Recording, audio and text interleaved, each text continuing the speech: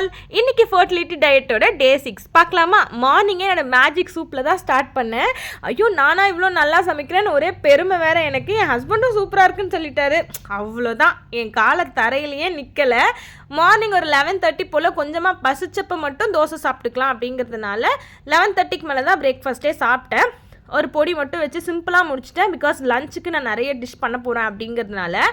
மதியத்துக்கு வந்து ஃபிஷ்ஷு, முட்டை, அப்புறம் முருங்கைக்காய், கத்திரிக்காய் பொரியல், வெண்டைக்காய் பொரியல், கொஞ்சம் தயிர், ஒரே ஒரு சப்பாத்தி தான். காப்ஸை குறைக்கணுங்கிறது தான் என்னோடய கான்சன்ட்ரேஷன். அதனால் ஒரே ஒரு சப்பாத்தி வச்சு மற்றதெல்லாம் வந்து கொஞ்சம் நிறைய தான் சாப்பிட்டுட்டேன். இன்றைக்கி நான் ஆர்டர் போட்டிருந்த வேயிங் மிஷின் வந்துருச்சு. நான் நினச்சே பார்க்கல, ஒரே வாரத்தில் 1 கிலோ குறைஞ்சிருச்சு. ஃபஸ்ட்டு 5 kg ஈஸியாக குறைஞ்சிரும், அதுவும் இருக்குது. பட் ஸ்டில் அதை பார்க்கும்போது கொஞ்சம் சந்தோஷமாக தான் இருந்துச்சு. சரிங்க, வெயிட்டு, ஃபுட்டு, லாஸ் இதெல்லாம் ஒரு பக்கம் இருக்கட்டும். இன்னொரு பக்கம் நம்ம நல்லா இருக்கணும்னு நினைக்கிற அந்த 4 பேர் இருப்பாங்க. அதில் ஒருத்தர் என்ன கேட்டாங்க, என்ன இந்த மாதிரிலாம் வீடியோ போட ஆரம்பிச்சிட்டேன், உன்னை பற்றி எல்லாரும் என்ன நினைப்பாங்க, யாரோ வந்து கமெண்ட் பண்ணுவாங்க, ஹர்ட் ஆகிடுவேன், பார்த்து பேசு அப்படின்னு சொன்னாங்க. அவங்களுக்காக தான் இதை சொல்லணும்னு நினச்சேன்.